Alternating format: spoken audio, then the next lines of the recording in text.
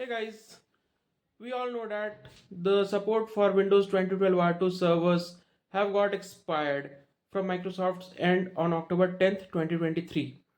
So in that case, you won't be able to install ESU directly on those servers. That those are extended security updates which will be released by Microsoft till next 3 years. So you have different servers in the environment like on-premises servers of 2012 R2 OS. So for those servers, you have to install Azure Connected Machine Agent. Then you will be able to successfully install ESU. For the servers which are in Azure Government Cloud, you won't be able to install ESU directly. That will fail repeatedly and will roll back the changes during the reboot.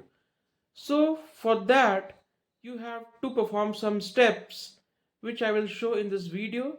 So please watch this video till end. So you have to open run the Windows plus R, then type cert lm.msc, then it will open mmc for certificates. You can see it has got opened. You have to expand intermediate certification authorities, then right click over there and all tasks, then import, then click on next, then click on browse. I have downloaded some .crt and .crl files. Link will be given in the description. So click on the cert folder and select a certificate and just click open to import the certificate. Similarly, you have to import the .crl file.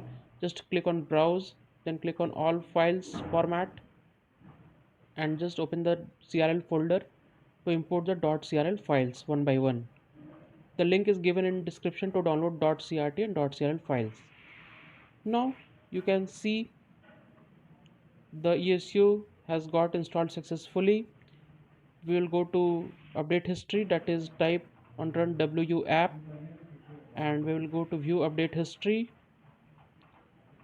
and you can see the December rollup has got downloaded successfully on the Windows Server 2012 R2. Thank you for watching this video, and I do hope that this video will definitely help those who are struggling to install ESU on Windows 2012 R2 Windows servers which are in Azure Government Cloud.